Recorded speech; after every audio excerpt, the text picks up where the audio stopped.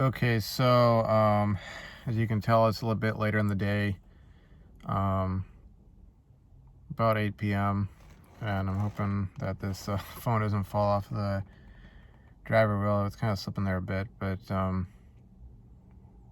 if it does, I'll just, delete the video and re-record. But anyways, I wanted to get around finally to responding to Alex's latest comment. So I think from what I gathered, he was referring to stuff like cheating, open relationships, and to be like, broad about it. Let's say the term polyamory, all this stuff becoming normalized. Well, this is me kind of dipping my toes into a bit of controversy. If you guys can't already tell, I'm not really a fan of that sort of stuff. So I'm probably gonna echo a lot of what Alex, has been saying.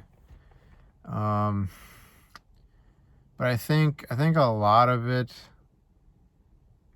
Well,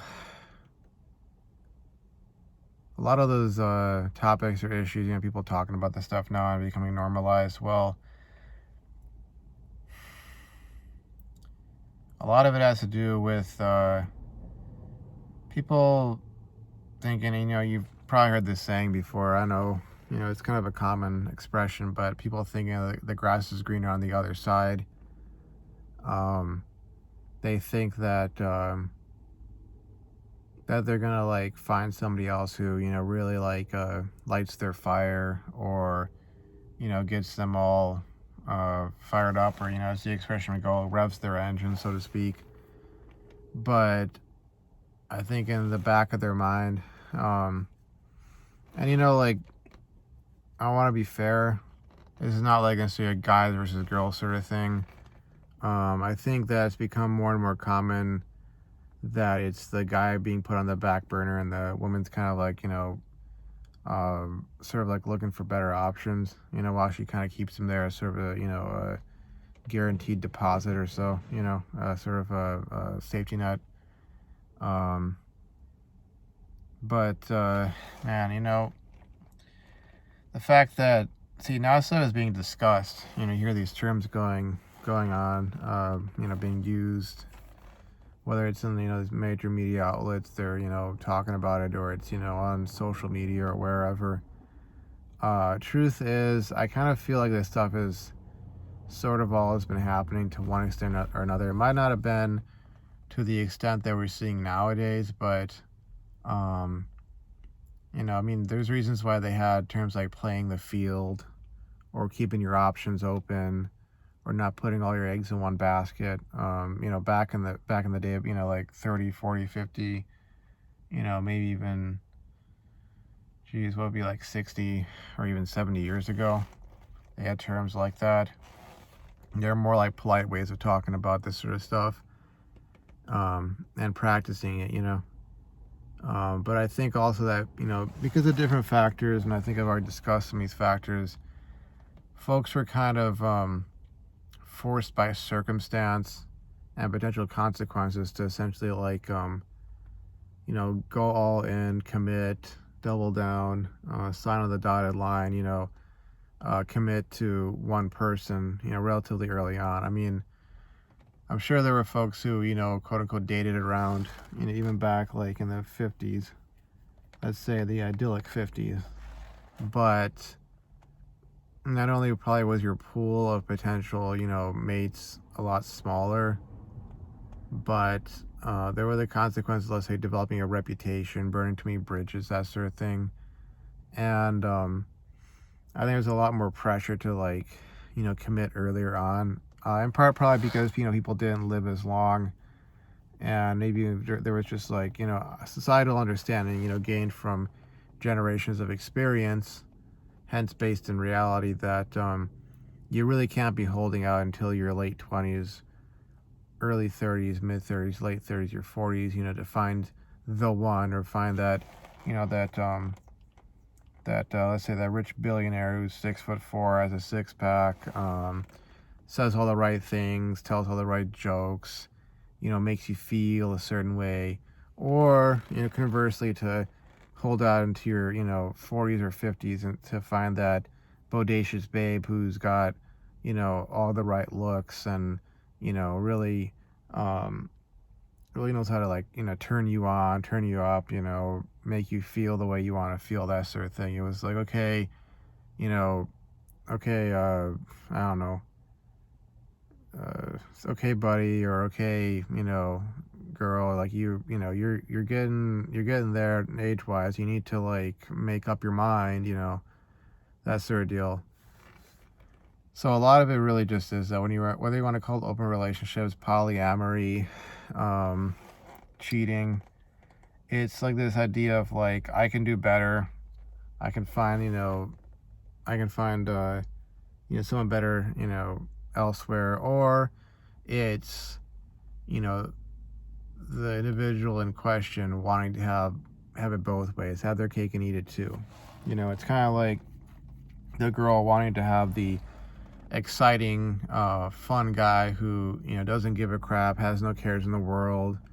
Um, he could be, like I've seen in my experience, as of late, he could be this morbidly obese, effeminate guy who is living with his parents, doesn't support himself, has no real ambitions, but oh, he's fun to be around, and et cetera, et cetera, et cetera. And he's something new, he's something different, whatever. Um, the girls wanting to have that, but also to have the dependable, solid, established guy who's got the solid income and knows how to fix this and that and this and that. He's mature and driven, or ambitious, or they want to have those at the same time, so they'll have like the dependable, reliable husband or boyfriend, and then they'll also have their exciting fling.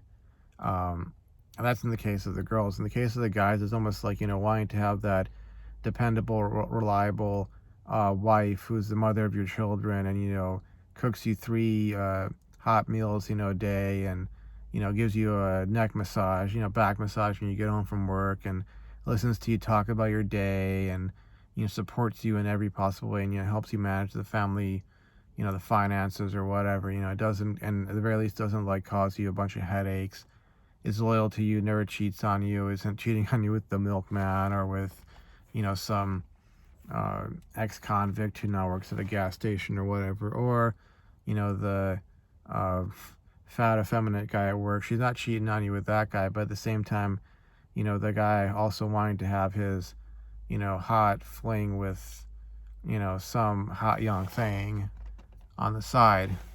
And it's sort of like people wanting to have it both ways, have their cake and eat it too, and also overestimating their ability to pull in, something like that.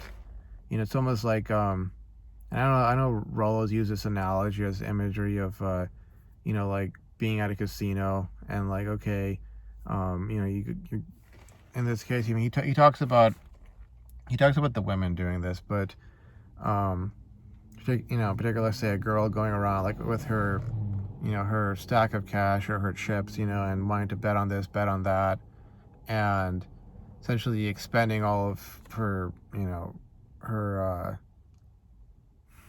what would you say, like her value, betting on this and that, and basically betting on this guy, that guy, having all of her crazy times, her fun times, her, hot sexual times with experiences and all that with all these other guys. But then, right before the casino is supposed to close, trying to get some guy locked down who can then, basically be the guy who would take her out of the casino and drive her home, metaphorically speaking, And, there are guys out there who do that too. I don't think it's as common. And it's not necessarily because guys are somehow more like morally or ethically, spiritually superior or something like that, or that, and definitely not, the opposite way. Men and women are different, I'd have to say, from what I can tell in my experience. And I know it's a controversial thing to say, but I root that in difference of experience at the very least, because from what I can tell, for the most part, for what it takes to be that kind of a guy who could do that, like I think I said in my last video, it's kind of like you have to have nothing and not care, or you got to have everything. And and not care at that point, you know. It's kind of like people say, you know, oh, money can't buy you happiness, and it's like, you know, the people who are able to say that are either the wealthy who have money, you know, and I don't know, maybe they haven't figured out how to use it to you know, generate happiness, or it's the poor who have nothing and they want to sort of rationalize or justify how it's okay for them to, you know, be bad with money and not have money, you know. If you're kind of somewhere in between those two, like, you're going to be dealing with that struggle. And as a guy, in my experience, um, you know, it's like people will say, like, men have to become, women just are. And, you know, I'm sure there's probably a way people can look at that and go, oh, that's not true because of, you know, XYZ, you know, example or so. But um, it seems to me that the reason that there are less guys out there who get to, you know, have access to that kind of stuff is just because of how much it takes for you to become that kind of a guy, um, in one way or another. You know, people talk about looks, money, status, game, whatever aspect of that you're maxed out in that gives you that advantage. Um, it requires effort on the part of a guy. Okay, like the guy could have, you know, no looks, no money, no status, but because he's maxed out on game, he's able to, you know, have his cake and eat it too, or, you know, pursue that kind of strategy, you know. Um, or maybe he has his looks maxed out. He's tall, he's fit, he's got the chiseled good looks, chiseled jawline. You know, he's been hitting the gym, eating right, that sort of thing, building up his muscles. You know, he looks really, you know, really attractive to the ladies, and he's able to do it because of that. Or maybe it's the money, maybe it's the status.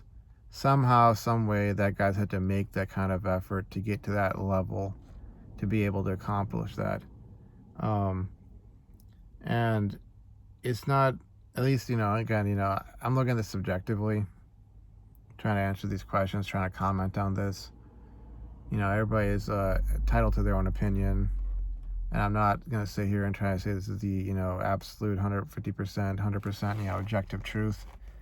But at least in my experience, it doesn't work the same way. And, you know, I think maybe even some of it also has to do with just differences between demographics and groups. Like, you know, what affects a person to want to be open to being involved in, let's say, an open relationship, or to be the other guy or to be the other girl for that matter.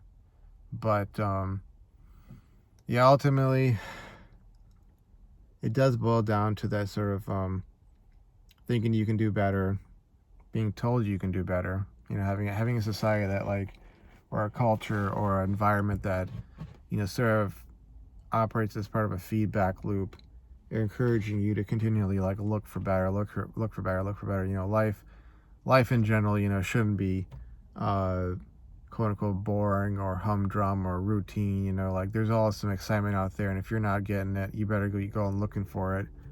And as such, not being able to per se, you know, or perhaps not per se, but perhaps, you know, appreciate, like, what good you have in your life. Like, um,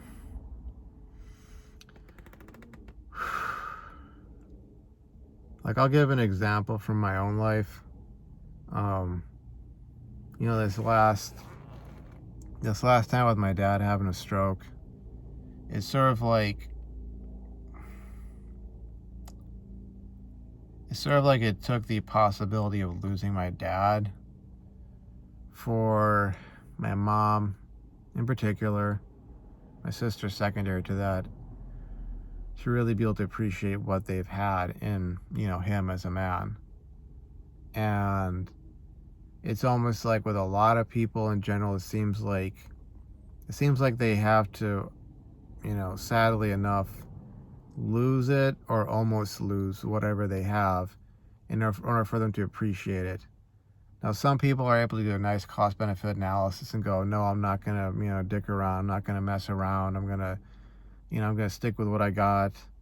You know, you might have some high-value, attractive guy who's got the wife and kids, and there's some hot young thing wanting to, you know, get with him because she finds herself drawn to him because he's got all those things to him.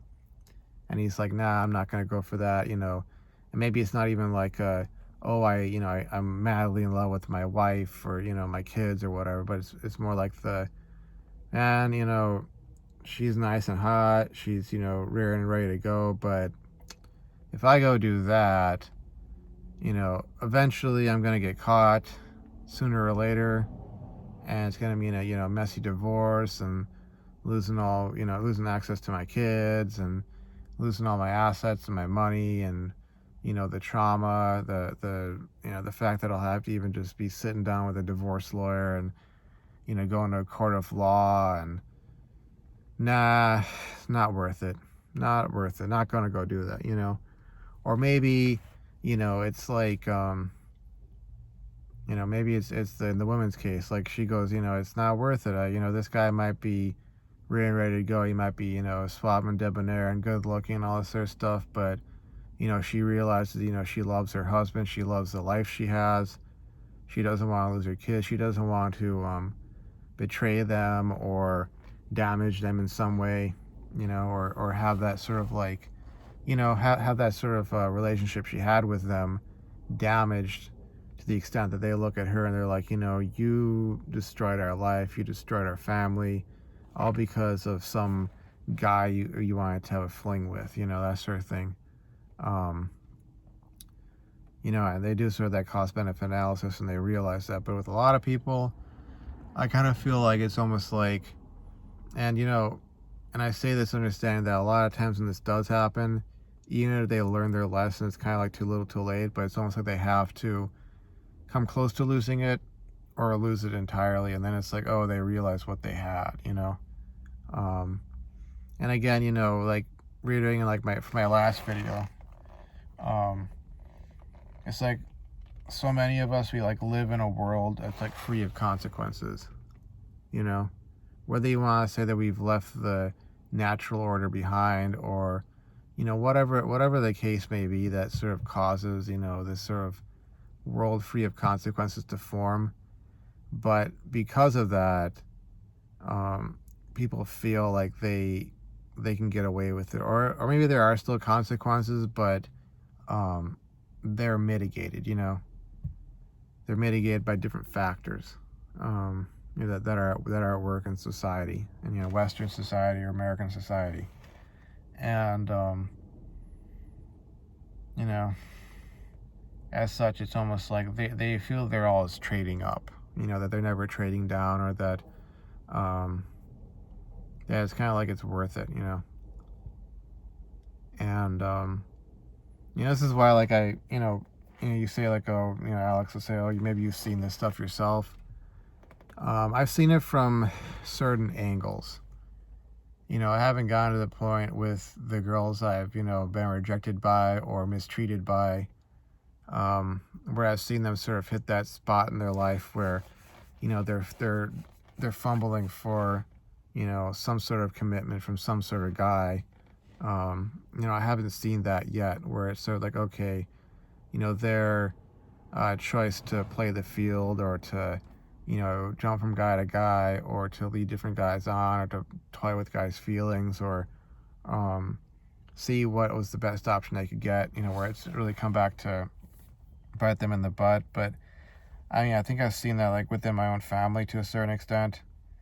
And it's not even necessarily that it was necessarily having to do with, per se, with guys in particular, but just this whole idea of, like, when you're young and you got your health, when you're young and the family finances are good, if not great, when you're young and you don't have any real problems. And I've seen women, and not even just in my family. I could look and probably find remember some names or so of people who had really bad things happen to them, because they were messing around or so, or it was just a case of, like, wasting time and opportunities because they thought they could do better. They thought that this is the time to have fun, a time of their life, that sort of thing. And then they get old and they start having problems, and they get to a point where, like, they've burnt enough bridges, they've hurt enough people, that they have no real fallback.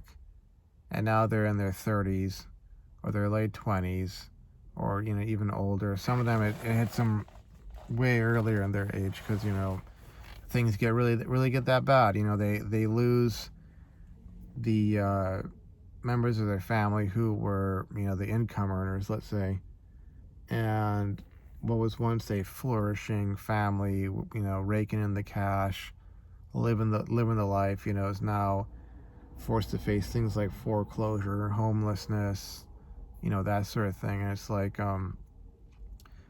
you see those kinds of people, and it's like, okay, now they're finally learning the lesson that they can't just keep messing around, throwing people under the bus, stabbing people in the back, or just living an extravagant, flamboyant lifestyle where they're like, wasting money, wasting time around the wrong kinds of people who they have no future with. And I just say, in all honesty, like, I don't know if that feels like justice to me, per se. Especially in cases where, like, I, as a guy, will be getting sort of shamed or pressured into trying to get with one of those girls so that they don't have to face the consequences. So they'll have someone there to support them and pay for them and all of that. But whether it's whether it's some girl I was interested in, or it's some guy I knew as, we were once friends or something like that, friends, or when I say something like that, I mean like acquaintances, classmates, that sort of deal, or maybe we worked on some project together, or I was part of some organization and I was part of the leadership, and we were at one point in time friends.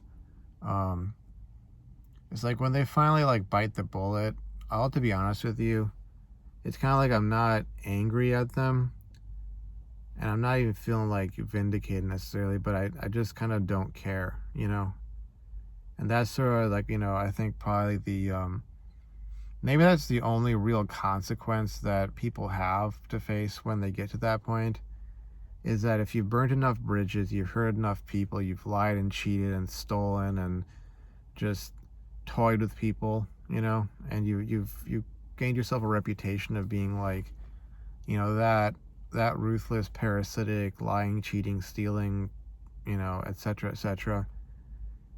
People just don't care. You hurt them. Maybe they've accepted what happened. Maybe they've made their peace with it. Maybe they've healed from it. But, it's kind of like, fool me once, shame on you. Fool me twice, shame on me. And they're not going to let it happen again. And they just don't care. And, you end up like, a lot of these folks end up basically like without any sort of support network, or a group of people who actually care about them, who are capable of like getting them through the real tough times, because if you've lived life fast and loose, alcohol, drugs, sleeping around, all that kind of stuff, it does wear you out. You end up developing health problems, and when you've developed that kind of reputation and you've hurt enough people, like, and there's nobody there to take care of you when you're now facing all these consequences, I mean, that's a really bad spot to be in, like, I wonder what that girl from my now former workplace is facing or going through right now, because from all the evidence I can see, she got fired. She's back at home. I'm sure her parents are bringing the kibosh down on her, because they're like, we granted you this bit of freedom here. This is what you went and did with it. You decide to dick around at work. You got yourself in some real trouble. You besmirched our name. And,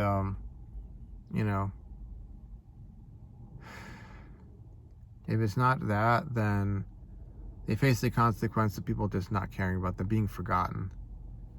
And so much of survival, really, even if it's just a human condition, is that people care about you. It's rooted in that.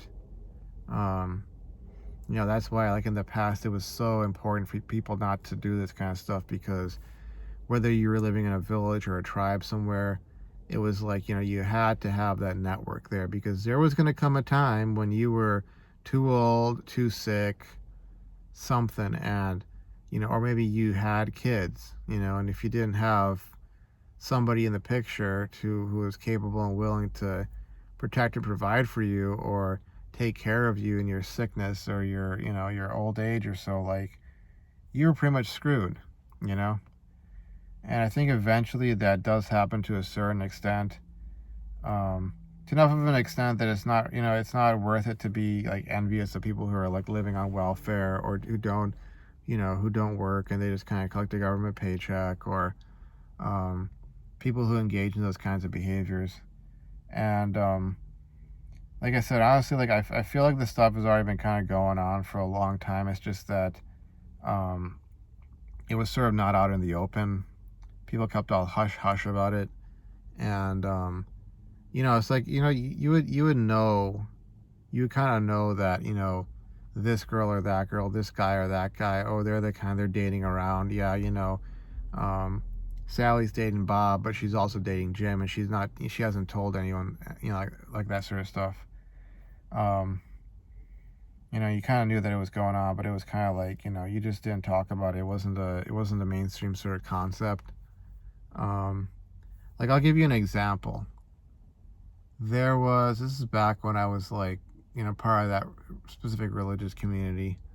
Um, there was this example given to me of, and it really showed how messed up a lot of these girls who, whatever their religious background are, they market themselves as traditional conservative, women.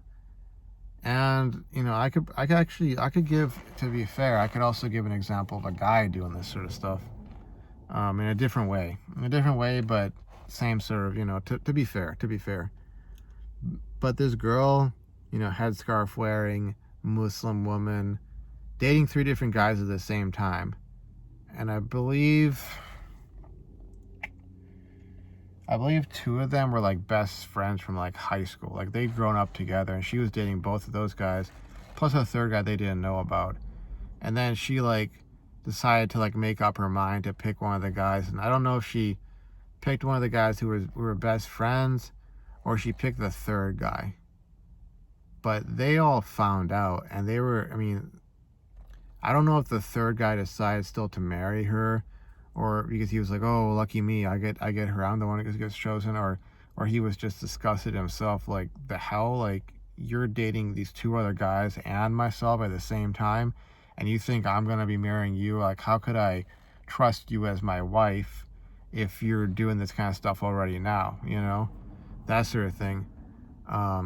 But I definitely know that, like, one of the guys, when I heard, like, his faith was shaken, because it was like, he said, like,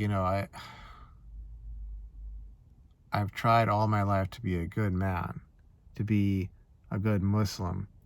I keep the prayers, I fast, I do whatever charity I can. I try, I keep these these principles. I'm waiting till marriage. I don't drink, I don't smoke, I don't do drugs, I don't lie, I don't cheat, I don't steal. It's not like I was going and dating 3 different women at the same time. I didn't do that kind of stuff. Why is this happening to me? Like, why would God do this to me? Why is this happening to me? Why would she do this to me?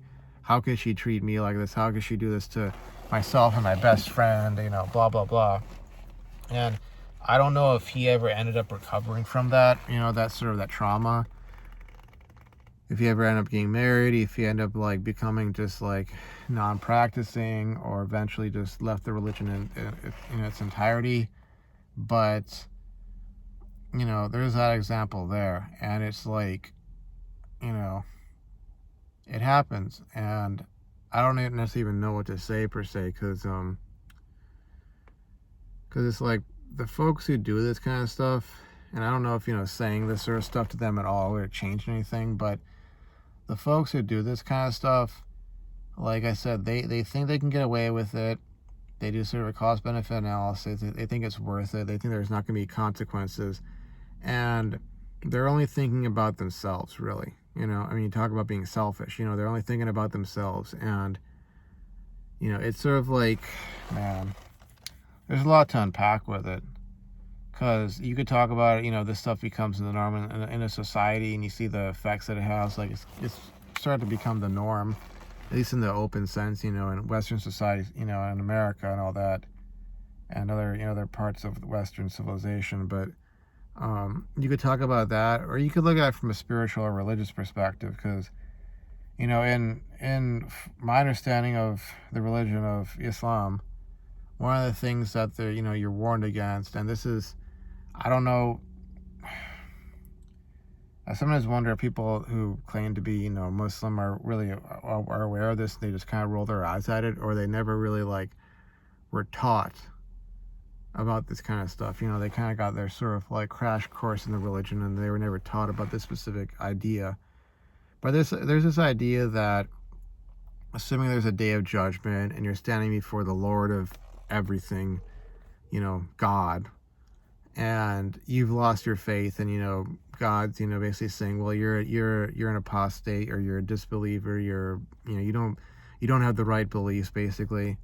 You're a person of no faith, into the fire, with you, sort of thing, about to throw you into hell.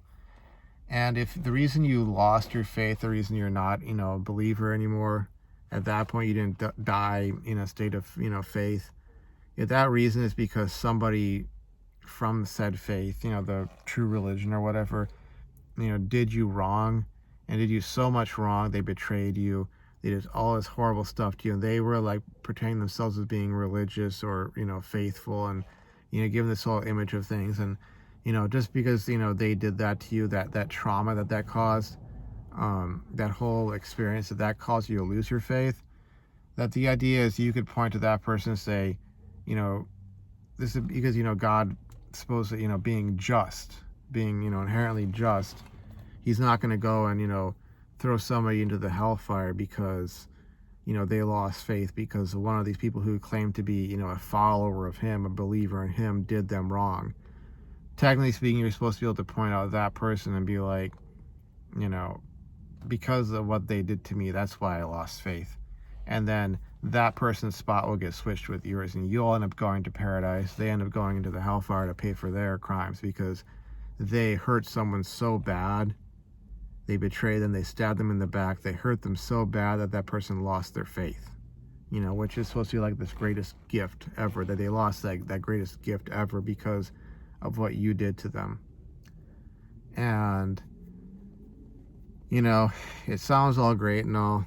I don't really know about it anymore, and I don't really necessarily care per se, but looking at it from a spiritual perspective, if that really is the case, then something to consider. But then again, you're kind of hedging your bets and betting on something that I don't know if you can really prove per se.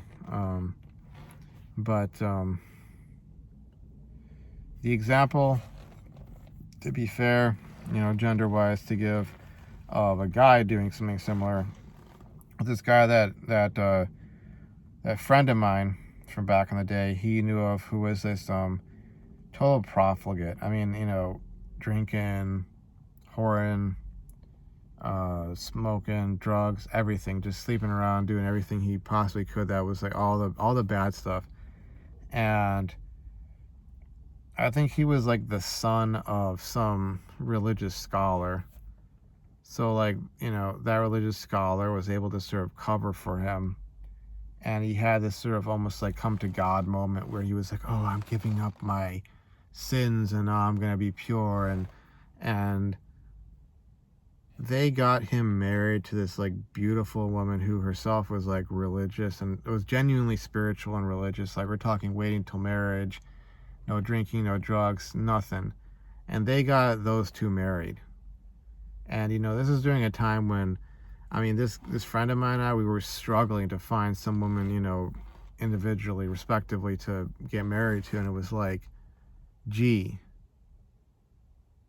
how unjust and how unfair is that, seeing that sort of deal where it's so let me get this straight, this guy can, basically break every law, so to speak, of God, if you will, and at the end of it all he has to do is mutter some magical words, some mumbo jumbo, and because his daddy is a religious scholar who keeps up this, this image of piety and is able to sort of cover for, his profligate son, that guy can end up getting married.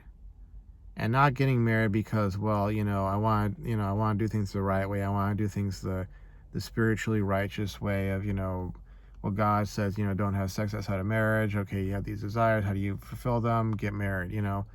Not doing it like that, but after he had spent his years sowing his wild oats and basically having his needs met outside the bounds of the quote unquote religion, and then getting married to a virgin bride who was pious, chaste, kind-hearted, all that kind of stuff, and all because of like, the dynamics of the community, the dynamics of these people, and man, I honestly, like, I don't just feel sorry for myself or my friend or those guys who went through what they went through. I also, I feel sorry for the girl who had to get married to that guy. Just as I feel sorry for the guys who got played by that other girl, you know. And it really makes you kind of question things and wonder about stuff. But honestly, like, yeah, I don't even necessarily know what to say about it. I mean, I would have a question to Alex, if I understand it, correct me if I'm wrong, but you're from a Mormon background, and what I understand, they used to allow polygyny in the Mormon church. Um, you seem to be really like against that sort of stuff. So I like wonder like what's your perspective on that, or like how you would answer someone bringing that up, like as sort of, oh, you're against this, but look at what your community used to do back in blah blah blah. Like what's your response to that? And I'm not trying to start a debate. I just want to. It's just a point that I'm interested in, But yeah, to sort of close this off, coming up on another 40 minutes. Giving my cousin some controversy here, but I don't know what the way forward is dealing with this kind of stuff. For some guys, it's a great boon because they are that 5 or 10% of guys who, they've been waiting all this time to basically be able to live that kind of a life and have as many women as they can get their hands on. And there's the women who think that they're gonna get that top shelf guy or multiple top shelf guys to like commit to them, and nothing bad's gonna happen. They're not gonna end up being unwed mothers, having to raise a brood of 5 or 6 kids from multiple guys and living in poverty, living in a crime-ridden neighborhood and dealing with all that stress and strain. And like I said, I don't know the way forward, but it does kind of aggravate me and annoy me when you see these guys supporting that sort of stuff, because it's like you have guys supporting polyamory, or you want to call it polygamy or polygyny, or open relationships and cheating, because they think they're going to benefit from it. But the likelihood is, sorry, bud, you're not one of those guys. You're not, the reason don't have a girlfriend or don't have a wife or aren't getting any action, period, is not because, oh my God, they got all these rules, it's the dang, system, man. It's like, it's holding me back. It's not letting these girls pursue me because, I know they want me, and if they could just, have multiple guys, and I'd be one of those guys, or if they could have one on the side, I'd be that guy on the side, and I'd be getting my action with no strings attached or whatever. Like, these guys seem to think that they would end up in that demographic, but no, it's not going to work like that. It doesn't work like that. You'll be even pushed further out of the market. I mean, heck, this is why there's so much conflict and tension and disruption or chaos in certain societies in particular, where they have allowed polygyny to become the norm, because you have a handful of guys who sort of corners the market on marriage, wives, kids, offspring, having as many offspring as they can with as many women as they can, and the rest of the guys who are either middle of the pack or the lower end of things, they get cut out entirely, and as much as it seems like, oh yeah, I'd totally be one of those top shelf guys, and I would totally have all the babes. It's like, no, you're not. This is one of the reasons why monogamy for the longest time worked for so many societies, was because you gave people, both the guys and the gals, a fair shot at finding someone, having a family, you know, fulfilling their needs. You gave them a fair shot at it. You know, you gave the guys a fair shot at having a wife and kids to provide for and having offspring, and you also gave the women a fair shot at having a guy who would commit to them, and all his resources and time would be, you know, that would be going towards the family, would be going towards them and their kids. It wouldn't be like her having to compete with, you know, 6 or 7 other women to try and get a slice of the pie, so to speak, you know. But yeah, you know, it's aggravating, it's annoying, it's frustrating, it's depressing. You know, I don't really necessarily like to talk about it a whole lot. In large part because you can't really do much about it. You know, it's almost like you gotta learn to enjoy the decline. You know, somehow. But I mean, for me, the way forward is something of a MGTOW way forward. You know, get my finances straightened out, get my health straightened out, get my career straightened out, education, all that kind of stuff. Build myself up to the point that if I so feel like it, I can just like walk away from everything. And if I still do feel this need or desire to find someone and have kids and all that, well, it's sort of like you got to have the kind of resources to have the largest net that you can go cast your net out there, and you're not restricted to the locale you live in, you know, the city, the county, the state, even the region of the country that you live in, that you can pretty much go anywhere, and that'll increase your chances of finding someone. But I think it's kind of like the only way forward, really. It's like you can't just play by the book, play by the old rules, and just sort of like do your you know, your bare minimum. You got to go above and beyond, and it's really the only way to cope with the state of affairs. And honestly, I kind of feel like, as much as I emphasize this, you know, being like, you know, something that works for men, I think that approach also, you know, works in general for people regardless of which gender they're from. You know, it's gone are the days of, you know, being able to get by doing the bare minimum.